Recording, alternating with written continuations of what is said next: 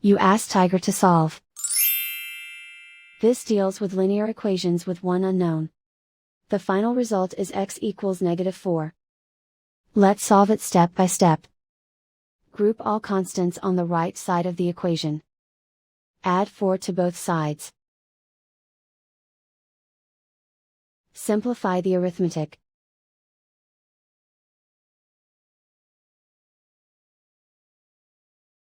Isolate the x. Divide both sides by 5. Simplify the fraction.